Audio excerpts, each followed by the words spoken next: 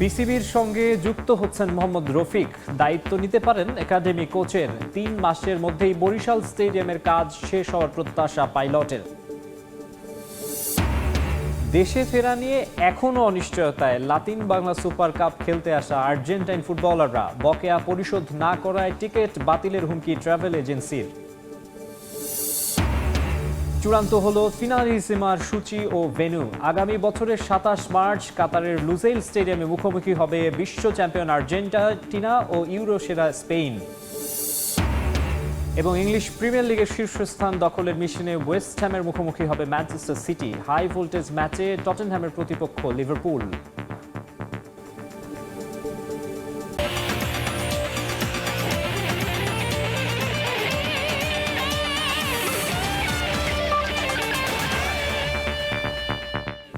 দেখছিলেন শিরোনাম, এবারে বিস্তারিত। শুরুতেই জানাবো ক্রিকেটের খবর। অবশেষে বিসিবির সঙ্গে যুক্ত হচ্ছেন সাবেক ক্রিকেটার মোহাম্মদ রফিক। দায়িত্ব নিতে পারেন বিসিবির একাডেমি কোচ হিসেবে।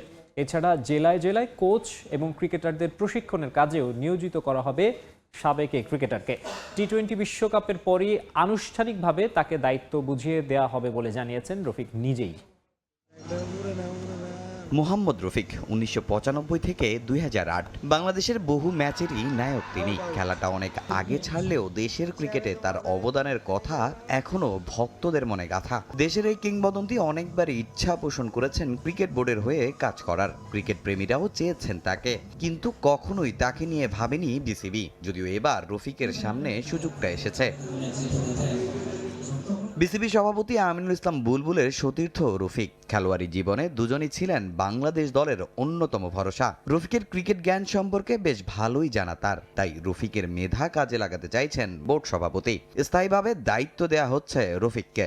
যখন আমরা বোর্ডে গেলাম, যখন আইল্যান্ড টিম ছিল, তখন বিসিবির সবাই ছিল, তো বলছে যারা সিলেক্টর আছে সিলেক্টরের সাথে ফারুকও ছিল, আপনার সিলেক্টরও ছিল, তো বলছে যে একাডেমি নিয়ে কাজ করতে সুমন চালাচ্ছে একাডেমিতে জড়িত। আমিনুল ইসলাম বুলবুল অন্তর্বর্তীকালীন দায়িত্ব নেওয়ার পরই এই রফিকদের দিয়েই বিভিন্ন বিভাগে কোচ ও ক্রিকেটারদের নিয়ে কর্মশালা করেছে বিসিবি। রংপুর, বরিশাল, রাজশাহীতে হলেও এখনো বাকি অনেক বিভাগ। টি-20 বিশ্বকাপের পর সেই দায়িত্বটাও সামলাতে হবে রফিককে। অ্যাকচুয়ালি এখন কাজ নেই, যে ধরনের প্ল্যানিংটা ছিল এখন বিপিএল আরম্ভ হতে, এখন তো সবাই এখানে ব্যস্ত থাকবে। যে যখন এটাই ফ্রি হবে, যে বাংলাদেশে বিশ্বকাপ চলে যাবে, তখন তো দেখা যায় ফ্রি থাকবে। তখন আবার এই যে কাজটি আমরা করেছি এটা আবার আরম্ভ হবে, তখন দেখা যাচ্ছে আমরা আবার ডিস্ট্রিক্টে নিয়ে কাজ করব। এটা তো একটা ক্যালেন্ডার তৈরি করতে হয়, তো এটা তো বললে তো হবে না, কারণ কি ডিস্ট্রিক্টের ছেলেরা দেখা যাচ্ছে এখন বিভিন্ন ডিস্ট্রিক্টে খেলা চলতেছে, আর এখানেও ইনভলভ আছে। দেশের ক্রিকেটের প্রতি অনেক ভালোবাসা রফিকের, তাই তো ঢাকার কেরানীগঞ্জে নিজের কোটি টাকার সম্পত্তি বিনামূল্যে দিয়ে দিতে চান বিসিবিকে। বিনিময়ে দাবি একটা, সেখানে তাকে যেন সুযোগ দেয়া হয় একটা একাডেমি করার। 30 একর উপরে জায়গা আছে, যদি এটা বিসিবি দেখে বা ওখানে যারা হিন্দু সম্পত্তি, আমি ওদের সাথে আলাপ করছি, ওরা বলছে বাবা তুমি বলছো আমরা স্টেডিয়ামের জন্য দান করে দিব। আমার নিজস্ব আছে প্রায় 200 মতন আছে। 96-তে আমি চাচ্ছিলাম যে একাডেমি করার জন্য, এবং ইনশাল্লাহ বিসিবি বলছে যে এটা আমার ইনডোর বানাই দিবে। আমি এমনি করে দেবো, আমার জাস্ট আমার ওই একাডেমিটা ফুল বানিয়ে দেব, আমার আর কিছু লাগবে না। বুলবুল বলছে দেখবে। বিপিএলও লম্বা সময় কাজ করার অভিজ্ঞতা আছে মোহাম্মদ রফিকের। এবারও থাকছেন রংপুর রাইডার্সের বোলিং কোচের দায়িত্বে। তামিম হোসেন, সময় সংবাদ, ঢাকা। আগামী 3 মাসের মধ্যেই শেষ হবে বরিশাল স্টেডিয়ামের কাজ। এবারের বিপিএল আয়োজন করতে না পারলেও 2026 সালে সেখানে অনূর্ধ্ব-19 এবং এ দলের খেলা চালানোর পরিকল্পনা রয়েছে বিসিবির। এছাড়া দেশের প্রতিটা জেলায় আলাদা ক্রিকেট গ্রাউন্ড করার কাজ হাতে নিয়েছে বোর্ড। জেলা প্রশাসকদের সঙ্গে বৈঠক করে খুব দ্রুতই কাজ শুরু করা হবে বলে জানিয়েছেন গ্রাউন্ডস কমিটির চেয়ারম্যান খালেদ মাসুদ পাইলট। দেশের অন্যতম সেরা ক্রিকেট ফ্যানবেজ বরিশালেই। পরপর দুবার ফরচুন বরিশাল চ্যাম্পিয়ন হওয়ার পর সেখানে তামিমদের ট্রফি সেলিব্রেশনে যার প্রমাণ পেয়েছে গোটা দেশ। কিন্তু এবার সেই বরিশালের দলই নেই বিপিএলে। 12তম আসর আয়োজনের কথা থাকলেও মাঠের কারণে সেটাও শেষ পর্যন্ত সম্ভব হয়নি। তবে এই একটা মাঠের অভাবেই ধীরে ধীরে ধ্বংসের পথে এই বিভাগের ক্রিকেট। বরিশালের পুরো বিভাগে কেবল পিরোজপুর স্টেডিয়ামে চালানো যাচ্ছে ক্রিকেট। 4 বছরের বেশি সময় ধরে চলছে বরিশাল স্টেডিয়ামের সংস্কার কাজ। দফায় দফায় মাঠ হস্তান্তরের মেয়াদ বাড়ানোর পর অবশেষে আলোর মুখ দেখতে যাচ্ছে স্টেডিয়ামটি। 2026 সালে মাঠটি পেতে পারে আন্তর্জাতিক মর্যাদা। অলমোস্ট 60 থেকে 70% মোটামুটি ডান হয়েছে। যদি ঠিকমতো জাতীয় ক্রীড়া পরিষদ সহায়তা করেন, আমি মনে করি যে 3 মাসের মধ্যে সম্ভব ওইটাকে সুন্দর একটা ভেন্যু বানানো।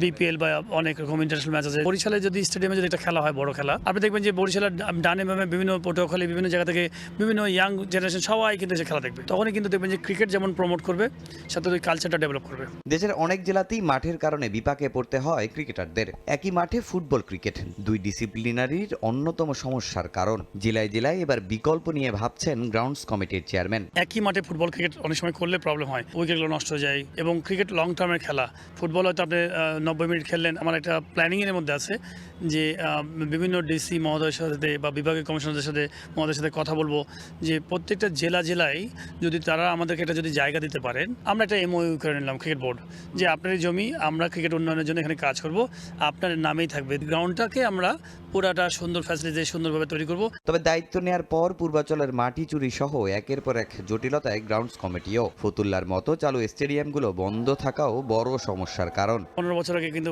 বিভিন্ন ডিস্ট্রিক্ট, সব ডিস্ট্রিক্টে লিগ হতো, এখন লিগ হয় না। আপনি ফতুল্লা স্টেডিয়াম কিন্তু চালু একটা স্টেডিয়াম ছিল, সেখানে আউটার স্টেডিয়াম যেটা ছিল সেখানে খেলা হতো, খেলা হয় না। বিভিন্ন জেলা থেকে বিভিন্ন রকম রিকোয়ারমেন্ট আসছে, ঘাস কাটা মেশিন লাগবে, রোলার লাগবে, পিচের মাটি লাগবে। ওনারা চাইবে কেন? চাওয়ার পরে আমরা দিব, বরঞ্চ আমার ক্রিকেট ডেভেলপমেন্টের জন্য আমাকে তো দিতে হবে। লম্বা সময় জাতীয় দলে খেলেছেন পাইলট, পেয়েছেন অনেক সম্মান। নতুন দায়িত্ব পেয়ে এবার সেই প্রতিদান দিতে চান সাবেক অধিনায়ক। আল্লাহ তাআলা আমাকে দিয়েছেন সুযোগ এটা কাজ করার জন্য ক্রিকেট বোর্ডে। এখন আমার মনে হয় যে রিটার্ন দেবার সময়। তামিম হোসেন, সময় সংবাদ, ঢাকা। যেসব ফেডারেশন বিদেশি কোচ আনতে চায় তাদের জন্য বিশেষ বরাদ্দের ব্যবস্থা করেছে যুব ও ক্রীড়া মন্ত্রণালয়, নিশ্চিত করেছেন অলিম্পিক অ্যাসোসিয়েশনের মহাসচিব জোবায়েদুর রহমান রানা। আসছে বছরের এশিয়ান গেমস এবং কমনওয়েলথ গেমস সামনে রেখে দ্রুতই ক্যাম্প চালু করার পরিকল্পনার কথা জানিয়েছেন তিনি। সেক্ষেত্রে অলিম্পিক অধিভুক্ত সব ডিসিপ্লিনগুলোকেই সমান অগ্রাধিকার দেওয়ার কথা বলছেন বিওএ মহাসচিব। অলিম্পিক, কমনওয়েলথ কিংবা এশিয়ান গেমসের মতো আসরগুলোতে বাংলাদেশের ভালো করতে না পারার প্রধান অন্তরায় লং টার্ম ট্রেনিং। ছোট্ট পরিসরে যাও অনুশীলন করে কিছু ফেডারেশন, সেখানে থাকে মানসম্মত বিদেশি কোচের অভাব। যে বিষয়টি উপলব্ধি করে এবার পরিকল্পনা হাতে নিয়েছে যুব ও ক্রীড়া মন্ত্রণালয়। লম্বা সময়ের জন্য না হলেও নির্দিষ্ট আসর টার্গেট করে ফেডারেশনগুলোকে বিদেশি কোচের ব্যবস্থা করে দেবে মন্ত্রণালয়। এজন্য এরই মধ্যে বিশেষ বরাদ্দের নিশ্চয়তা দেওয়া হয়েছে। তবে চাইলেই কেউ সেখান থেকে অর্থ ছাড় করাতে পারবে না। এজন্য সংশ্লিষ্ট বিভাগে জমা দিতে হবে সুনির্দিষ্ট পরিকল্পনা। যুব ক্রীড়া মন্ত্রণালয়ের সেক্রেটারি মহোদয় আমাদেরকে অবহিত করেছেন যে ওনারা একটা স্পেশাল ফান্ড করেছেন, যে ডিসিপ্লিনগুলা বিদেশি কোচ চাচ্ছে তাদেরকে তারা বিদেশি কোচ আনার জন্য যেই খরচটা তারা বহন করবে। এদিকে এসএ গেমস নিয়ে অনিশ্চয়তায় বন্ধ হয়ে গেছে ফেডারেশনগুলোর ট্রেনিং কার্যক্রম। তবে আসছে বছরের এশিয়ান গেমস ও কমনওয়েলথ গেমস সামনে রেখে দ্রুতই আবারও অনুশীলন শুরু করার পরিকল্পনা আছে বিওএর। সেক্ষেত্রে অলিম্পিক অধিভুক্ত সব ডিসিপ্লিনগুলোকেই সমান অগ্রাধিকার দেওয়া হবে বলে জানান বিওএ মহাসচিব। এখানে প্রায়োরিটি দেওয়ার কিছু নাই, সবাই প্রায়োরিটি পাবে। এখানে 25টা ইভেন্ট আছে অলিম্পিকের, সবাই প্রায়োরিটি পাবে, সমানভাবেই প্রায়োরিটি পাবে। সাফ গেমসের জন্য আমরা অনেক ভালো অবস্থা নিয়ে আছি, বাট এশিয়ান লেভেলে আমরা অনেকটাই পিছিয়ে আছি। এশিয়ান লেভেলে পিছিয়ে আসার কারণটা হলো এশিয়ান লেভেলে লিড করে ওয়ার্ল্ড লেভেল। তো এশিয়ান লেভেল অনেক শক্ত জায়গা, অনেক শক্ত অবস্থান। তারপরেও আমাদের যেই অবস্থানটা এখন চলতেছে, আমরা অনেকগুলাই আমরা সার্কিট খেলতেছি আমাদের প্লেয়ারগুলা। তবে বিদেশি কোচ এবং লং টার্ম ট্রেনিং নিয়ে নানা পরিকল্পনার কথা বলা হলেও ফেডারেশনগুলো তাদের পাইপলাইন কিভাবে সমৃদ্ধ করতে পারে সে বিষয়ে স্পষ্ট কোনো বার্তা নেই যুব ও ক্রীড়া মন্ত্রণালয় কিংবা বাংলাদেশ অলিম্পিক অ্যাসোসিয়েশনের পক্ষ থেকে। এসএম ইকবাল, সময় সংবাদ, ঢাকা। অবশেষে চূড়ান্ত হয়েছে আগামী বছর অনুষ্ঠিত হতে যাওয়া ফিনালিসিমার সূচি ও ভেন্যু। 27 মার্চ কাতারের লুজাইল স্টেডিয়ামে ফিনালিসিমায় মুখোমুখি হবে বিশ্ব চ্যাম্পিয়ন আর্জেন্টিনা এবং ইউরো চ্যাম্পিয়ন স্পেন। ইউরোপ ও লাতিন আমেরিকা মহাদেশ সেরা প্রতিযোগিতার দুই চ্যাম্পিয়ন দলের মধ্যে এক ম্যাচের এই রোমাঞ্চকর লড়াই দেখার অপেক্ষায় সমর্থকরা। ফিনালিসিমা দিয়ে বিশ্বকাপের প্রস্তুতি সারার অপেক্ষায় দুই দলই। কাতারের লুসাইল স্টেডিয়াম মরুর বুকে ঝড় তুলে এ ভেন্যুতেই আর্জেন্টিনার ৩৬ বছরের শিরোপার আক্ষেপ ঘুচিয়েছিলেন লিওনেল মেসি। সে ভেন্যুতেই আরও একবার নামছেন ফুটবল জাদুকর। আগামী বছর ব্যাক টু ব্যাক বিশ্বকাপ ফুটবলের শিরোপা জয়ের অভিযানে নামার আগে ফিনালিসিমার দ্বিতীয় শিরোপার মিশনে লড়বে আলবিসেলেস্তে। প্রতিপক্ষ ২০২৪ সালের ইউরো চ্যাম্পিয়ন স্পেন। ইউরোপ ও লাতিন আমেরিকা মহাদেশ সেরা প্রতিযোগিতার দুই চ্যাম্পিয়ন দলের মধ্যে এক ম্যাচের এ লড়াইয়ের অপেক্ষায় ফুটবল সমর্থকরা। শুরুটায় অনিশ্চয়তা থাকলেও সূচি ও ভেন্যু চূড়ান্ত হওয়ায় কেটে গেছে দুই মহাদেশের দুই চ্যাম্পিয়নের এ লড়াই নিয়ে শঙ্কার মেঘ। স্পেন ও আর্জেন্টিনার ম্যাচের মধ্য দিয়ে প্রথমবারের মতো মেসির মুখোমুখি হবেন লামিন ইয়ামাল। ছোটবেলা থেকেই মেসিকে আদর্শ মানেন ইয়ামাল। ২০০৭ সালে ছোট্ট ইয়ামালের সঙ্গে তোলা মেসির সেই ছবি আলোড়ন তুলেছিল পুরো দুনিয়ায়। একাডেমিতেও মেসির সঙ্গে তার ছবি অনুপ্রেরণা জুগিয়েছে আজকের অবস্থানে পৌঁছতে। ফুটবল দুনিয়ায় বরাবরই দুই তারকাকে নিয়ে চলে নানা আলোচনা। মেসির সঙ্গে প্রায়ই সমর্থকরা তুলনা করেন ইয়ামালকে, তবে ইয়ামাল স্পষ্টই জানিয়ে দিয়েছেন তিনি মেসির মতো হতে চান না, নিজের পথ অনুসরণ করে সাফল্য পেতে চান। মেসির মতোই, তার সঙ্গে তুলনা পছন্দ নয় বার্সেলোনা তারকার। ইয়ামালের এমন কথায় মোটেও চটে যাননি মেস। যুক্তরাষ্ট্র, কানাডা ও মেক্সিকোতে অনুষ্ঠেয় ২০২৬ বিশ্বকাপের আগে ফিনালিসিমা হতে পারে প্রস্তুতির আদর্শ মঞ্চ। আর্জেন্টিনা ও স্পেন এর আগে মুখোমুখি হয়েছে মোট ১৪ বার। সমান ৬টি করে ম্যাচ জিতেছে দুদল, ২টি ম্যাচ হয়েছে ড্র। পারভিন আক্তার, সময় সংবাদ। ইংলিশ প্রিমিয়ার লিগে আর্সেনালকে টপকে শীর্ষে ওঠার হাতছানি ম্যানচেস্টার সিটির সামনে। শনিবার রাতে ওয়েস্ট হ্যামকে হারাতে পারলেই টেবিলের রাজত্ব দখলে নেবে সিটিজেনরা। এতিহাদ স্টেডিয়ামে ম্যাচটা শুরু হবে রাত ৯টায়। এদিকে হাই ভোল্টেজ ম্যাচে টটেনহ্যামের বিপক্ষে লড়বে লিভারপুল। স্পারদের মাঠে এই ম্যাচ শুরু হবে রাত 11:30টায়। এছাড়া সন্ধ্যা 6:30টায় চেলসির প্রতিপক্ষ নিউক্যাসল ইউনাইটেড। প্রিমিয়ার লিগে শুরুর ধাক্কা সামলে নিয়ে শীর্ষে থাকা আর্সেনালের ওপর চাপ বাড়াচ্ছে ম্যানচেস্টার সিটি। ১৬ ম্যাচে ৩৬ পয়েন্ট নিয়ে শীর্ষে আছে গানাররা। সমান ম্যাচে ২ পয়েন্ট কম সিটিজেনদের। তবে সেটা যে কোনো মুহূর্তে কাটিয়ে ওঠার মতো তীক্ষ্ণ বুদ্ধি ও ক্ষুরধার মস্তিষ্ক গার্দিওয়ালার আছে। মাত্রই লিগ কাপে ব্রেন্টফোর্ডকে ২-০ গোলে হারিয়ে সেমিফাইনালের টিকিট কেটেছে ম্যানচেস্টার সিটি। রায়ান শেরকি ও সাভিনহো ম্যাজিকে আরও একটা শিরোপার দ্বারপ্রান্তে সিটিজেনরা। তবে লিগ শিরোপা জয়ের লক্ষ্যের দিকেই সতর্ক থাকতে চান গার্দিওয়ালা। ওয়েস্ট হ্যামের বিপক্ষে জয়ে গানারদের ছাড়িয়ে শীর্ষে ওঠার লক্ষ্য কোচের। এই ম্যাচের পর সিটির সামনে এবছর বাকি আছে আর এক ম্যাচ। ২৭ ডিসেম্বর সিটি লড়বে নটিংহ্যাম ফরেস্টের বিপক্ষে। ২ ম্যাচের জয় দিয়ে সমর্থকদের বড়দিনের উপহার দিতে চান পেপ গার্দিওয়ালা। ওয়েস্ট হ্যাম ম্যাচের আগে নতুন করে ইনজুরিতে পড়েছেন অস্কার বব। সবশেষ ব্রাইটন ম্যাচে চোট পেয়ে রদ্রি, কোভাচিচ, জেরেমি ডোকু ও জন স্টোনসের সঙ্গী হয়েছেন তিনি। আফ্রিকান নেশনস কাপের জন্য জাতীয় দলে যোগ দেয় খেলতে পারবেন না ওমর মারমুশ ও রায়ান আয়াত নুরি। তবে ওয়েস্ট হ্যামের বিপক্ষে শক্তিশালী একাদশী নামানোর লক্ষ্য সিটি কোচের। হ্যামারদের বিপক্ষে ইপিএলে ৯ গোল আছে আর্লিং হল্যান্ডের। ইংল্যান্ডের বাইরে থেকে আসা ফুটবলারদের মধ্যে তার চেয়ে বেশি গোল আছে কেবল মোহাম্মদ সালাহ ও জিমি ফ্লয়েডের। দুর্দান্ত ফর্মে আছেন রায়ান শেরকি ও ফিল ফোডেন। তাই হ্যামারদের বিপক্ষে বড় জয়ের প্রত্যাশা কোচের। দুদলের মুখোমুখি পরিসংখ্যানে এগিয়ে আছে ম্যানচেস্টার সিটি। সব মিলিয়ে এখন পর্যন্ত দুদল খেলেছে মোট ৫৩টি ম্যাচ। এর মধ্যে সিটি জয় পেয়েছে ৩৬ বার। ওয়েস্ট হ্যামের জয় আছে ৮ ম্যাচে, ড্র হয়েছে ৯ ম্যাচ। ইতিহাদে খেলা ২৭ ম্যাচের মধ্যে ২৩ জয় সিটির। হ্যামাররা জিতেছে ৩ ম্যাচ। এদিকে ওয়েম্বলিতে হাই ভোল্টেজ ম্যাচে নামবে লিভারপুল ও টটেনহ্যাম হটস্পার। এই মৌসুমে ১৬ ম্যাচ শেষে ২৬ পয়েন্ট নিয়ে লিভারপুল আছে ৭ নম্বরে। সমান ম্যাচে ২২ পয়েন্ট নিয়ে ১১তম স্থানে আছে স্পার। তবে ম্যাচটা টটেনহ্যামের মাঠে হওয়ায় সতর্ক থাকতে হবে অলরেডদের। মোহাম্মদ সালাহ ইস্যুতে স্বস্তি ফিরেছে লিভারপুলে। কোচ আর্নে স্লটের সঙ্গে তিক্ত সম্পর্ক শীতল হয়েছে মিশরীয় তারকার। তার প্রভাব পড়েছে দলের পারফরমেন্সেও। হুগো একিতিকের জোড়া গোলে সবশেষ ম্যাচে ব্রাইটনকে হারিয়েছে অলরেড। সে ধারা টটেনহ্যাম ম্যাচেও ধরে রাখতে চায় তারা। তবে সহজে যে ছাড় দেবে না স্পার, সে আভাস দিয়েই রেখেছে তারা। পারভিন আক্তার, সময় সংবাদ। ২০২৬ বিশ্বকাপের আগে ২টি প্রীতি ম্যাচ খেলবে ব্রাজিল। মার্চের ফিফা উইন্ডোর সেই ২ ম্যাচের সূচি প্রকাশ করেছে সিবিএফ। আগামী ২৬ মার্চ ফ্রান্সের মুখোমুখি হবে ৫ বারের বিশ্ব চ্যাম্পিয়ন ব্রাজিল। এর ৫ দিন পর ক্রোয়েশিয়ার মুখোমুখি হবে তারা। আর ২০২৬ সালের মে মাসে বিশ্বকাপের চূড়ান্ত একাদশ ঘোষণা করবেন ব্রাজিল কোচ কার্লো আনচেলত্তি। 2022 বিশ্বকাপের আক্ষেপ 2026 বিশ্বকাপে মেটাতে চায় 5 বারের বিশ্ব চ্যাম্পিয়ন ব্রাজিল। মিশন হেক্সা জয়ের জন্য এরই মাঝে সেলেসাওরা পুরো দলের দায়িত্ব দিয়েছেন ইতালিয়ান মাস্টারমাইন্ড কার্লো অ্যানচেলোত্তিকে। অভিজ্ঞ এই কোচ পুরো ব্রাজিল দলকে গাঁথবেন এক সুতোয়। তবে এখন পর্যন্ত সেলেসাওদের সঙ্গে অ্যানচেলোত্তির সফরটা ছিল মিশ্র অভিজ্ঞতায়। 2026 বিশ্বকাপে ব্রাজিলের দল নির্বাচনে কঠিন পরীক্ষায় দিতে হবে তাকে। তবে কোচের কাজটা সহজ করতে বিশ্বকাপের আগে দুটি প্রীতি ম্যাচ আয়োজন করছে সিভিএফ, যেখানে তারা খেলবে 2 বারের বিশ্ব চ্যাম্পিয়ন ফ্রান্স ও 2018 সালের বিশ্বকাপের ফাইনালিস্ট ক্রোয়েশিয়ার বিপক্ষে। শক্তিশালী দুই দলের বিপক্ষে স্কোয়াড পরখ করে নেওয়ার সুযোগ পাবেন অ্যানচেলোত্তি। 2026 বিশ্বকাপের গ্রুপ পর্বে ব্রাজিলের সব ম্যাচের শিডিউল এরই মধ্যে প্রকাশ করেছে ফিফা। বিশ্বকাপের আগে পাওয়া মার্চের ফিফা উইন্ডোতে ফ্রান্স ও ক্রোয়েশিয়ার বিপক্ষে প্রীতি ম্যাচের সূচিও প্রকাশ করেছে সিভিএফ। 26 মার্চ যুক্তরাষ্ট্রের বোস্টনে ফ্রান্সের মুখোমুখি হবে ব্রাজিল। এর 5 দিন পর অরল্যান্ডোতে ক্রোয়েশিয়ার বিপক্ষে ম্যাচ খেলবে 5 বারের বিশ্ব চ্যাম্পিয়নরা। আসন্ন এই 2 ম্যাচের জন্য অরল্যান্ডোতে অবস্থিত ইএসপিএন কমপ্লেক্সে অনুশীলন করবে ভিনি রদ্রিগো পাকেতেরা। ফ্রান্সের বিপক্ষে ম্যাচের জন্য বোস্টন গিয়ে আবারও ফিরে আসবে তারা।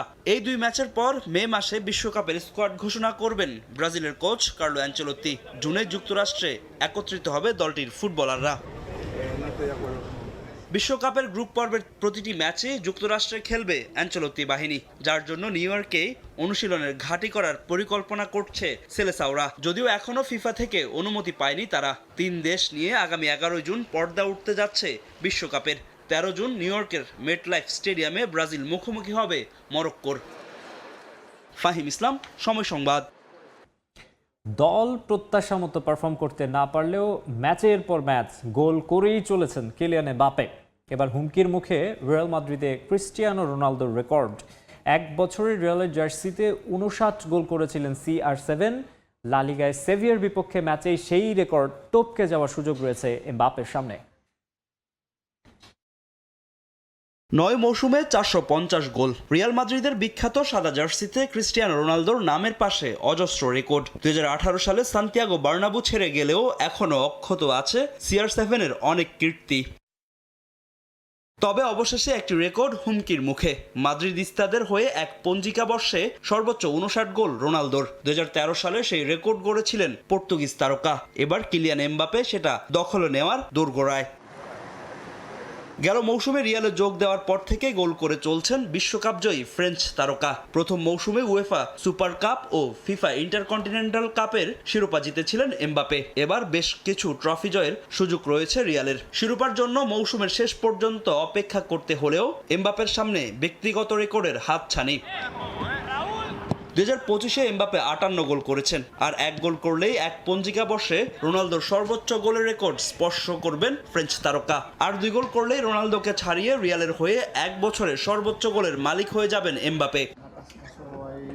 অবশ্য রিয়ালের নাম্বার 10 এই রেকর্ড করার জন্য মাত্র একটা ম্যাচ পাবেন। চলতি বছর রিয়ালের আর একটা ম্যাচ বাকি। শনিবার রাতে সান্তিয়াগো বার্নাবুতে সেভিয়ার মুখোমুখি হবে মাদ্রিদ। সেই ম্যাচে স্কোরশিটে নাম তুলতে পারলেই নিজের আইডলের রেকর্ড নিজের নামে করে নেবেন এমবাপ্পে। মাদ্রিদিস্তাদের হয়ে শেষ 5 ম্যাচে 6 গোল করেছেন রিয়ালের গোল মেশিন। সমর্থকদের প্রত্যাশা সেভিয়ার বিপক্ষেও এমবাপ্পে খুঁজে পাবেন জালের ঠিকানা। আর শেষ পর্যন্ত রেকর্ড নিজের নামে করলে রোনালদো হয়তো খুশি হবেন, কারণ তাকে দেখেই তো রিয়ালে নাম লিখিয়েছেন এমবাপ্পে। ফাহিম ইসলাম, সময় সংবাদ। আফ্রিকান কাপ অব নেশনসে মাঠে নামার আগে উৎসবের আমেজ সেনেগালের লিওপোল্ড সেদার সেনঘর স্টেডিয়ামে। শিরোপা ঘরে রাখার মিশনে প্রিয় দলের অনুশীলন দেখতে স্টেডিয়াম কানায় কানায় পূর্ণ ছিল। সাদিও মানে, ইদ্রিসা গুয়েদের নিয়ে এবার শিরোপা ধরে রাখার লক্ষ্য লায়ন্স অব তেরেঙ্গার। আর প্রিয় দলকে উজ্জীবিত করতেই দর্শকের এই উন্মাদনা বলে জানিয়েছেন তারা। আগামী 23 ডিসেম্বর গ্রুপ পর্বের প্রথম ম্যাচে মাঠে নামবে সেনেগাল। গ্যালারি ভর্তি দর্শক, কারো হাতে ব্যানার, কারো হাতে পতাকা, কেউ আবার এসেছেন ফেস্টুন নিয়ে। প্রিয় ফুটবলারদের কাছ থেকে দেখতে পেয়ে উচ্ছ্বসিত সবাই। তবে ভক্তদের উন্মাদনা দেখে বোঝার উপায় নেই যে এটা সেনেগাল জাতীয় ফুটবল দলের স্রেফ একটা অনুশীলন সেশন। সেনেগালের ডাকারের লিওপোল্ড সেদার সেনগর স্টেডিয়ামের চিত্র এটি। 40,000 দর্শক ধারণ ক্ষমতা সম্পন্ন স্টেডিয়ামটি এদিন পূর্ণ ছিল কানায় কানায়। শুধু স্টেডিয়ামের গ্যালারিতেই নয়, স্টেডিয়ামের বাইরেও দাঁড়িয়েছিলেন অসংখ্য দর্শক। গ্যালারিতে বিভিন্ন ধরনের বাদ্যযন্ত্র বাজিয়ে আর গান গেয়ে ফুটবলারদের উজ্জীবিত করার চেষ্টা চালিয়ে যান ভক্তরা। গেল এক দশকে লায়ন্স অফ তেরেঙ্গার অনুশীলনে কখনোই এত দর্শকের সমাগম হয়নি। 2021-এর আফকন ফাইনালে মিশরকে হারিয়ে প্রথমবারের মতো শিরোপার স্বাদ পাওয়ার সেই মুহূর্ত বড় পর্দায় দেখানো হয় এদিন। ভক্তদের সঙ্গে মাঠ থেকেই ছবি তোলেন ফুটবলাররা। সামনেই African cup of nations mission সেনেগালের। আফকনের সেরা দলগুলোর মধ্যে অন্যতম লায়ন্স অফ তেরেঙ্গা। গুরুত্বপূর্ণ মিশনের আগে দর্শকদের সামনে শেষবারের মতো অনুশীলন করেছে পুরো সেনেগাল ফুটবল দল। ডিফেন্ডিং চ্যাম্পিয়ন সেনেগাল নিজেদের প্রস্তুতিতে পূর্ণ মনোযোগী। আর দলের সবচেয়ে বড় তারকা সাদিও মানে, ইদ্রিসা গুয়ে, হাবিব দিয়াররা ছিলেন ট্রেনিংয়ে। শিরোপা ধরে রাখতে এক চুলো তাই ছাড় দিতে নারাজ সেনেগাল। ফিটনেস, ট্যাকটিক্যাল ড্রিল এবং সেট পিস অনুশীলনে জোর দিয়েছে কোচিং স্টাফ। অভিজ্ঞ ও তরুণদের সমন্বয়ে গড়া স্কোয়াড নিয়ে ভালো কিছুর প্রত্যাশা দলের। আর গুরুত্বপূর্ণ এই মিশনের আগে দর্শকদের এ ধরনের সমর্থন পুরো দলকে উজ্জীবিত করবে বলে বিশ্বাস টিম ম্যানেজমেন্ট ও ফুটবলারদের। আফ্রিকান কাপ অফ নেশনস এমন একটি টুর্নামেন্ট যেখানে অভিজ্ঞতা খুব গুরুত্বপূর্ণ। আমরা জানি এখানে কোনো সহজ ম্যাচ নেই। প্রতিটি দলই প্রতিদ্বন্দ্বিতাপূর্ণ এবং সবাই আমাদের হারাতে চাইবে, কারণ আমরা ডিফেন্ডিং চ্যাম্পিয়ন। দল হিসেবে আমরা খুব ভালোভাবে প্রস্তুত হয়েছি। শারীরিকভাবে আমরা ফিট, মানসিকভাবেও প্রস্তুত আছি। ম্যাচ বাই ম্যাচ ভালো খেলার পরিকল্পনা আমাদের। মিডফিল্ডে আমাদের দায়িত্ব অনেক বেশি। শুধু আক্রমণ নয়, রক্ষণেও শক্ত হতে হবে। সমর্থকদের এমন সমর্থন আমাদের জন্য খুব বড় শক্তি। অনুশীলনে যেভাবে মানুষ এসেছে সেটা আমাদের আরো দায়িত্বশীল করে তুলেছে। আমরা চাই মাঠে পারফরমেন্স নিয়ে তাদের সেই ভালোবাসার জবাব দিতে। আমাদের লক্ষ্য শিরোপা ধরে রাখা। নিজেদের ইতিহাসে আফকনে 9 বার সেমিফাইনাল খেলেছে লায়ন্স অফ তেরেঙ্গা। আর 2021 আফ্রিকান কাপ অফ নেশনসের অবশেষে শিরোপা আক্ষেপ ঘুঁচে দলটার। 2022 বিশ্বকাপে গ্রুপ এ থেকে নক আউট পর্বে উঠেছিল তারা। আর এবার গ্রুপ আইতে সেনেগালের প্রতিপক্ষ শক্তিশালী France, Norway O play of থেকে আসা দলের বিপক্ষে লড়বে সাদিও মানের দল। গ্রুপ পর্বের অভিযানে আগামী 23 December Botswana, 27 December Democratic Republic of Congo ও 30 ডিসেম্বর বেনিনের বিপক্ষে লড়বে সেনেগাল। তাজিন খন্দকার, সময় সংবাদ। জর্ডানকে হতাশ করে আরব কাপের শিরোপা জিতেছে মরক্কো। 3-2 গোলের জয় পেয়েছে তারা। কাতারের লুসাইল স্টেডিয়ামে ম্যাচের শুরুতেই এগিয়ে যায় মরক্কো। 4 মিনিটে লিড উপহার দেন ওসামা তান্নানে। 33 মিনিটে সমতা ফেরানোর সুযোগ পেয়েও কাজে লাগাতে পারেনি জর্ডান। হুসাম আবু আল দাহাবের হেড ফিরিয়ে দেন মরক্কো গোলরক্ষক মেগদি বেনাবিদ। বিরতির পর স্বস্তি ফেরে জর্ডান শিবিরে। গোল করে সমতা ফেরান আলী ওলওয়ানে। 68 মিনিটে পেনাল্টি থেকে ওলওয়ানের দ্বিতীয় গোলে ব্যবধান 2-1 নিয়ে যায় জর্ডান। তবে এরপরই ঘুরে দাঁড়ায় মরক্কো। 87 মিনিটে আব্দের রাজ্জাক হামাদাল্লার গোলে 2-2 সমতা ফেরায় তারা। আর নির্ধারিত সমতায় শেষ হলে ম্যাচ গড়ায় অতিরিক্ত সময়। সেখানেই ম্যাচের 100তম মিনিটে দুর্দান্ত গোলে মরক্কোকে দ্বিতীয় শিরোপার উল্লাসে মাতান আব্দের রাজ্জাক হামাদাল্লাহ। ভারত সাউথ আফ্রিকা টি-20 সিরিজের খবর। হাই স্কোরিং ম্যাচে দারুণ জয়ে সিরিজ নিজেদের করে নিল ভারত। আহমেদাবাদে পঞ্চম ও শেষ টি-20তে সাউথ আফ্রিকাকে 30 রানে হারিয়েছে তারা। টেস্টে হোয়াইট ওয়াশ হলে ওয়ানডেতে দারুণ কামব্যাক করে ইন্ডিয়া। টি-20 সিরিজ সমতায় শেষ করার সুযোগ ছিল আফ্রিকানদের সামনে, কিন্তু আহমেদাবাদে আগে ব্যাটিংয়ে নেমে রীতিমতো তাণ্ডব চালান স্বাগতিক ব্যাটাররা। সঞ্জু স্যামসন 37 ও অভিষেক শর্মা করেন 34 রান। ওয়ান ডাউনে নামা তিলক ভার্মা খেলেন 73 রানের ইনিংস। 250-র ওপর স্ট্রাইক রেটে 25 বলে 63 রানের ইনিংস খেলেন হার্দিক পান্ডিয়া। 5 উইকেটে 231 রানের পাহাড় সম স্কোর গড়ে সূর্যকুমার যাদবের দল। জবাব দিতে নেমে রিজা হেন্ড্রিক্স দ্রুত ফিরলেও কুইন্টন ডিককের ঝড়ে ভালোই জবাব দিতে থাকে সাউথ আফ্রিকা। 31 রান করে আশা জাগিয়েছিলেন ডেওয়াল ব্রেভিসও। তবে ডিকক 65 রানে আউট হলে আস্কিং রান রেটের সঙ্গে পাল্লা দিয়ে পেরে ওঠেনি প্রোটিয়ারা। শেষ পর্যন্ত 8 উইকেটে 201 রানে থামে সফররতরা। এ নিয়ে টানা 8ম টি-20 সিরিজ জিতল ভারত। এবারে অ্যাশেজের খবর। অ্যাডিলেইডে ট্রাভিস হেডের সেঞ্চুরিতে তৃতীয় দিন শেষে বড় লিড নিয়েছে অস্ট্রেলিয়া। দ্বিতীয় ইনিংসে তাদের সংগ্রহ 4 উইকেটে 271 রান। হেড অপরাজিত আছেন 142 রানে, আর স্বাগতিকদের লিড 356। এর আগে নিজেদের প্রথম ইনিংসে 286 রানে অল আউট হয় ইংল্যান্ড। 8 উইকেটে 213 রানে তৃতীয় দিন শুরু করে ইংল্যান্ড। অধিনায়ক বেন স্টোকসকে সঙ্গ দিয়ে দলীয় স্কোর বাড়াতে থাকেন জফরা আর্চার। ক্যারিয়ারের 37তম 50 তুলে দেন স্টোকস। সেঞ্চুরির পথেই ছিলেন ফ্রিল্যান্স ক্যাপ্টেন, কিন্তু তাকে থামিয়ে দেন মিচেল স্টার্ক। নবম উইকেটে 106 রান যোগ করে ব্যক্তিগত 83-তে কাটা পড়েন স্টোকস। ক্যারিয়ারের প্রথম 50 তুলে দেন আর্চার। শেষ পর্যন্ত ইংল্যান্ড অল আউট হয় 286 রানে। 85 রানে এগিয়ে থেকে দ্বিতীয় ইনিংসে ব্যাটিংয়ে নামে অজিরা। দ্বিতীয় ওভারেই ওয়েদারআল্টকে আউট করেন ব্রায়ডন কার্স। লাবুশেইন ফিরে যান ব্যক্তিগত 13 রানে, তবে এক প্রান্তে আগ্রাসী ব্যাটিং করতে থাকেন ট্র্যাভিস হেড। ইংলিশ বোলারদের হতাশ করে অ্যাডিলেইডে চতুর্থ ক্যারিয়ারের একাদশ সেঞ্চুরি তুলে নেন এই ওপেনার। উসমান খাজা করেন 40 রান। এরপর 50 পাওয়া অ্যালেক্স ক্যারির সঙ্গে দিনের বাকি সময় পার করে দেন হেড। প্রথম ইনিংসে সেঞ্চুরি হাঁকানো ক্যারি অপরাজিত আছেন 52 রানে। দেশে ফিরতে না পেরে অনিশ্চয়তায় ও শঙ্কায় দিন কাটছে লাতিন বাংলা সুপার কাপ খেলতে আসা আর্জেন্টাইন 14 ফুটবলারের। শনিবার দেশে ফেরার টিকিট পেলেও আয়োজকদের কাছ থেকে বকেয়া না পেলে তা বাতিল করতে বাধ্য হবে ট্রাভেল এজেন্সি। এদিকে লাতিন বাংলা সুপার কাপের আয়োজকদের প্রতারণায় পথে বসার অবস্থা টুর্নামেন্টের টিকেটিং পার্টনারের। পাওনা অর্থ পেতে বাফুফে ও পররাষ্ট্র মন্ত্রণালয়ের সহায়তা চেয়েছেন তারা, আর ট্রাভেল এজেন্সির পাওনা অর্থ মিটিয়ে দিতে সময় চেয়েছেন লাতিন বাংলা সুপার কাপের আয়োজক।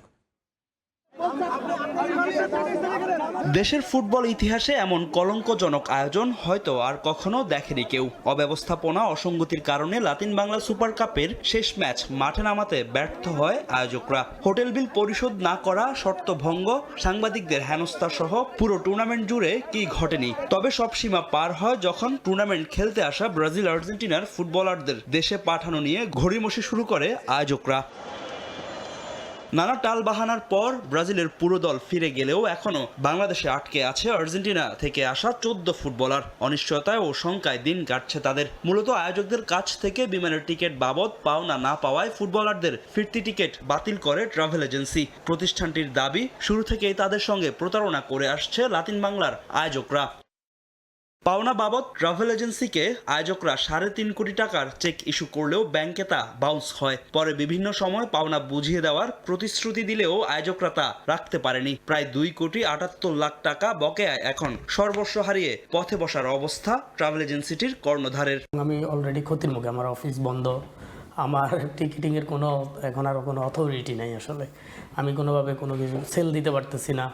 আমি বেকার, আপনি বলতে পারেন যে আমি বেকার। আমি তো ভাই মারা যাবো, আমার তো পেমেন্ট ক্লিয়ার না হলে আমার আমি সর্বস্ব হারা, আমি রাস্তায় বসে যাব, আমার ভিক্ষা করতে হবে এরকম সিচুয়েশন। এবং আমি যাদের টাকার দেনা আছি, যারা আমার কাছে অনেক হিউজ অ্যামাউন্ট আমি দেনা, যেটা রিকভার করা সম্ভব না। আগামী শনিবার 14 ফুটবলারের জন্য টিকিট রিইস্যু করেছে ট্রাভেল এজেন্সিটি। এর মাঝে টিকিট ইস্যু নিয়ে বিভিন্ন মাধ্যম থেকে চাপ পাচ্ছে তারা। তার আগেই বকেয়া বুঝে পেতে সহায়তা চায় এই ইস্যু নিয়ে হস্তক্ষেপ করা পররাষ্ট্র মন্ত্রণালয়, জাতীয় ক্রীড়া পরিষদ ও বাফুফের। টিকিটগুলো আপনি ক্যান্সেল করবেন না, এটা করা যাবে না। তখন আমি ওনাদেরকে বলছি, বারবার রিকোয়েস্ট করছি যে আমাকে একটু কোঅপারেট করেন, আমাকে এটা এনশিওর করেন যে আমি পেমেন্টটা পাচ্ছি, বা আপনারা একটা লিখিত দলিল দেন যে আপনি পেমেন্টটা পাবেন, বা আপনারা একটা চেক দেন, আপনি দূরে একটা ডেট দিয়ে, বা যে কোনো আপনারা যে কোনোভাবে আপনি আমাকে এনশিওর করেন যে আমি পেমেন্টটা পাচ্ছি। সেক্ষেত্রে আমি টিকিটগুলো ক্যান্সেল করবো না। আমার তো টিকিট ক্যান্সেল করাটা কাজ না, আমার কাছে টিকিট কনফার্ম করে দেওয়া, সার্ভিস দেওয়া, বিকেল 4টার মধ্যে আমার পেমেন্টটা যেন কনফার্ম করে। এটা না হলে আমি আরেকবার হয়তো ক্যান্সেল করতে বাধ্য হবো, যেটার জন্য বিভিন্ন জায়গা থেকে আমাকে ফোন দিচ্ছে, আমাকে বলতেছে। তো আমি ওনাদের বললাম, তাহলে আপনারা রেসপন্সিবিলিটিস নেন, আমার পেমেন্টটা এনশিওর করেন। এদিকে ট্রাভেল এজেন্সিটির পাওনা টাকা পরিশোধ করার চেষ্টা চালিয়ে যাচ্ছে লাতিন বাংলা সুপার কাপের আয়োজকরা। কেউ আমার কাছে অন্য টাকা চাচ্ছে না, আমরা চাচ্ছি যে এটাকে বিক্রি করে আইনে ওর টাকাটা দিই। ও ছোট মানুষ এবং পাশাপাশি সবচেয়ে বড় এই টিকিটিং এর মধ্যে আছে। অ্যাটলিস্ট মূল টাকাটা দেওয়ার জন্য আমরা এমন ভাবে কষ্ট করতেছি, আমরা মোটামুটি তারপরে আগায় নিয়ে আসছি। আমরা যতটুকু বুঝি যে খুব দ্রুতই ওরা এটা সমাধান করে দেবে। এটা বলার অপেক্ষা রাখে না, লাতিন বাংলা সুপার কাপ নামে এই আয়োজন ক্ষুণ্ণ করেছে দেশের ক্রীড়াঙ্গনের ভাবমূর্তি। ভবিষ্যতে এমন আয়োজনের অনুমতি দেওয়ার পূর্বে সবকিছু যাচাই বাছাই করা উচিত জাতীয় ক্রীড়া সংস্থা ও বাফুফের। ফাহিম ইসলাম, সময় সংবাদ, ঢাকা। লিওনেল মেসির কলকাতা সফর গলার কাটা হয়ে দাঁড়িয়েছে দর্শকদের জন্য। যুব ভারতী স্টেডিয়ামের অব্যবস্থাপনায় এবার ফেঁসে গেলেন সাবেক বিসিসিআই প্রেসিডেন্ট সৌরভ গাঙ্গুলি। কলকাতার আর্জেন্টিনা ভিত্তিক ফ্যান ক্লাবের সভাপতির অভিযোগ, সৌরভ সম্পৃক্ত ছিলেন ওই কার্যক্রমে। আর এমন অভিযোগের পর ক্লাবটির সভাপতির বিরুদ্ধে মামলা করে 50 কোটি রুপি ক্ষতিপূরণ চেয়েছেন প্রিন্স অফ ক্যালকাটা। লিওনেল মেসির ভারত সফর গলার কাঁটা হয়ে দাঁড়িয়েছে কলকাতাবাসীর জন্য। গো ট্যুর ইন্ডিয়া আয়োজনে ভারতে এসে প্রথম দিনই মেসিকে দেখতে আসা ভক্তরা চরমভাবে হতাশ হয়ে বাড়ি ফেরেন।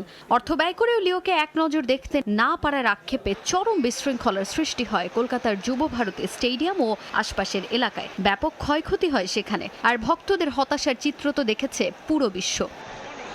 আর্জেন্টিনার সুপারস্টার লিওনেল মেসির কলকাতা সফরের উদ্যোক্তার ভূমিকায় ছিলেন শতদ্রু দত্ত। তবে দর্শকদের স্টেডিয়ামে ভাঙচুর ও বিশৃঙ্খলার জন্য আয়োজকদের অবহেলাকেই দায়ী করছে দর্শকরা। অনাকাঙ্ক্ষিত এই ঘটনার পর গ্রেফতার করা হয় শতদ্রু দত্তকে। তবে এবার উঠেছে গুরুতর এক অভিযোগ। কলকাতা ভিত্তিক আর্জেন্টাইন সমর্থক ক্লাবের সভাপতি উত্তম সাহা দাবি করেছেন, এই সফরের মধ্যস্থতাকারী হিসেবে ছিলেন সৌরভ গাঙ্গুলি।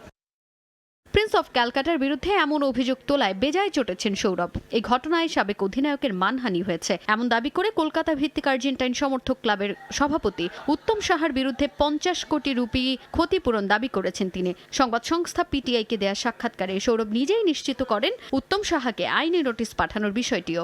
মামলায় উল্লেখ করা হয়, ভিত্তিহীন এই অভিযোগে সৌরভ গাঙ্গুলির মানহানি হয়েছে, যা তার অর্জিত সম্মান নষ্ট করে। ভিত্তিহীন এই অভিযোগের বিরুদ্ধে আমি ইতোমধ্যেই পুলিশের কাছে অভিযোগ দায়ের করেছি। পাশাপাশি আমি ফুটবল ফ্যান ক্লাবটিকে 50 কোটি রুপি ক্ষতিপূরণ চেয়ে আইনি নোটিশও পাঠিয়েছি, কারণ তারা যা মনে আসছে তাই বলে যাচ্ছে। তাদের এ ধরনের ভিত্তিহীন অভিযোগ আমার অর্জিত সম্মানকে নষ্ট করে। ওই ব্যক্তির মন্তব্য আমার আত্মসম্মান ও মানসিক শান্তির বিঘ্ন ঘটিয়েছে। কলকাতার আর্জেন্টিনা ভিত্তিক ফ্যান ক্লাবের সভাপতির এই অভিযোগকে ভিত্তিহীন বলে উড়িয়ে দেওয়ার পাশাপাশি নিজের অবস্থানও পরিষ্কার করেছেন সৌরভ গাঙ্গুলি। মেসির কলকাতা সফরের দিন তিনি সেখানে শুধুই আমন্ত্রিত অতিথি হিসেবেই ছিলেন বলেও পুলিশকে জানান তিনি। অনুষ্ঠানের সঙ্গে তার কোনো সংযোগ ছিল না বলে মন্তব্য করেন সৌরভ। তাজিন খন্দকার, সময় সংবাদ। স্বাস্থ্য সচেতনতা বাড়াতেও তরুণ সমাজকে সক্রিয় রাখতে ফেনীতে অনুষ্ঠিত হয়েছে ফেনী রান ফেস্ট। তীব্র শীত ও ঘন কুয়াশা উপেক্ষা করে এতে অংশ নেন প্রতিযোগীরা। ফেনী শহরের প্রাণকেন্দ্র শহীদ মিনার থেকে হাসপাতাল মোড় হয়ে একই স্থানে শেষ হয় এই দৌড় প্রতিযোগিতা। এই ইভেন্টে দৌড়ের মাধ্যমে সবাইকে সুস্থ থাকার বার্তা দিয়েছে অংশগ্রহণকারীরা। মীর হোসেন রাসেলের ক্যামেরায় বিস্তারিত জানাচ্ছেন আতিয়া সজল। কাকডাকা ভোর, চারপাশে ঘন কুয়াশা আর কনকনে ঠান্ডা, তবুও থেমে নেই ফেনীর মানুষ। সুস্থতার ডাক দিয়ে ছুটে চলেছেন শত শত দৌড়বিদ। ভোর 6টায় ফেনী শহরের শহীদ মিনার চত্বর থেকে শুরু হয় ফেনী রানফেস্ট 2025। শহীদ মিনার থেকে হাসপাতাল মোড় হয়ে একই স্থানে শেষ হয় এই দৌড় প্রতিযোগিতা। 5 কিলোমিটার ও 10 কিলোমিটার এই দুই ক্যাটাগরিতে অনুষ্ঠিত হয় দৌড়। অংশ নেন বিভিন্ন বয়সের 260 জন অ্যাথলেট। এই আয়োজনের মূল লক্ষ্য ছিল ফেনীর মানুষের মধ্যে স্বাস্থ্য সচেতনতা বৃদ্ধি, দৌড় সংস্কৃতি তৈরি, কমিউনিটিকে একত্রিত করা। আয়োজকদের স্লোগান ছিল one city, one run, one celebration. বয়সের সকলের জন্য এটা প্রযোজ্য, কেননা আমরা দিনে দিনে সবাই অলস হয়ে যাচ্ছি। 5 কিলোমিটার অংশগ্রহণ করেছি আমি, আমার একটু আগে আমি এটা শেষ করেছি, অনেক ভালো লাগছে। নিরাপত্তা ও সুশৃঙ্খল আয়োজন নিশ্চিত করতে পাশে ছিল প্রশাসনিক সংস্থাও। জেলা প্রশাসন, জেলা পুলিশ, জেলা ক্রীড়া সংস্থা, ফেনী পৌরসভা, civil surgeon office, Bangladesh Ansar ও বিডিপি সবাই একযোগে কাজ করেছেন। রানারদের জন্য ছিল ফেনীর ইতিহাস ও ঐতিহ্য খচিত প্রিমিয়াম ফিনিশার মেডেল, আকর্ষণীয় রেস জার্সি, বিপ নম্বর ও ই সার্টিফিকেট। পাশাপাশি ছিল সকালের খাবার, হাইড্রেশন বুথ, মেডিকেল ও অ্যাম্বুলেন্স সাপোর্ট। আমাদের লক্ষ্য উদ্দেশ্য হচ্ছে আসলে এই রানটাকে ফান হিসেবে নিয়ে শরীরচর্চার মাধ্যমে জীবনে সুস্থ থাকা। এই দৌড় শুধুমাত্র প্রতিযোগিতা নয়, এটি একটি সামাজিক আন্দোলন। সব বয়সী মানুষকে স্বাস্থ্যবান ও ইতিবাচক জীবনধারায় উদ্বুদ্ধ করাই এর মূল উদ্দেশ্য। ফেনী রানফেস্ট 2025 প্রমাণ করেছে চাইলে একটি শহর একসাথে দৌড়াতে পারে সুস্থ ভবিষ্যতের পথে।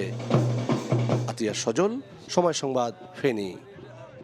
লিগ্যাল পাইরেটসকে 6 উইকেটে হারিয়ে অ্যাডভোকেটস প্রিমিয়ার লিগে চ্যাম্পিয়ন হয়েছে দ্য অ্যাডভোকেটস চট্টগ্রাম। প্রথমে ব্যাট করে লিগ্যাল পাইরেটস নির্ধারিত ওভারে 107 রান সংগ্রহ করে, জবাবে 8 ওভারেই লক্ষ্যে পৌঁছে যায় চট্টলার দলটি। পাইরেটসের দুই ওপেনার রাকিব ও সুকান্ত মিলে ভালোই শুরু করেন, তবে ইনিংস খুব বেশি লম্বা করতে পারেননি রাকিব। 18 রান আসে তার ব্যাট থেকে। আরেক ওপেনার সুকান্ত করেন 25 রান। অধিনায়ক সুব্রত মণ্ডল এসে রানের গতি বাড়ান। 16 বলে 33 রান করে অপরাজিত থাকে পাইরেটস ক্যাপ্টেন। 10 ওভারে 107 রানের পুঁজি পায় লিগ্যাল পাইরেটস। জবাব দিতে নেমে প্রতিপক্ষ বোলারদের তুলোধুনো করেন দ্য অ্যাডভোকেটস চট্টগ্রামের ওপেনার আবদুল্লাহ আল হানিফ। 15 বলে 49 করে একাই ম্যাচ নিজেদের পক্ষে নিয়ে আসেন। শেষ পর্যন্ত 6 উইকেটের জয় নিশ্চিত হয় দ্য অ্যাডভোকেটস চট্টগ্রামের। টুর্নামেন্ট সেরা হয়েছেন হৃদয়, আর ম্যান অব দ্য ম্যাচ হয়েছেন হানিফ। ম্যাচ শেষে বিজয়ীদের হাতে পুরস্কার তুলে দেন ব্যারিস্টার খালেদ হামিদ চৌধুরী, মকবুল হোসেন সরকার ও ডক্টর শাহজাহান হক। টোটাল 28টা দল অংশগ্রহণ করে। আর আমাদের এই ফাইনালটা আমরা আয়োজন করি কোয়ার্টার, সেমি এবং ফাইনালটা বসুন্ধরা স্পোর্টস সিটিতে। আর আমাদের এখান থেকে আমাদের যে ড্রিমটা অ্যাকচুয়ালি, যেটা আমাদের ফ্রম দ্য ভেরি বিগিনিং আমাদের যারা অর্গানাইজিং কমিটিতে ছিল, আমাদের একটাই মোটিভ ছিল যে বাংলাদেশে এমন একটি টুর্নামেন্ট আয়োজন করা যেখানে সকল বারের আইনজীবীদেরকে একটা ছাতার নিচে নিয়ে আসা।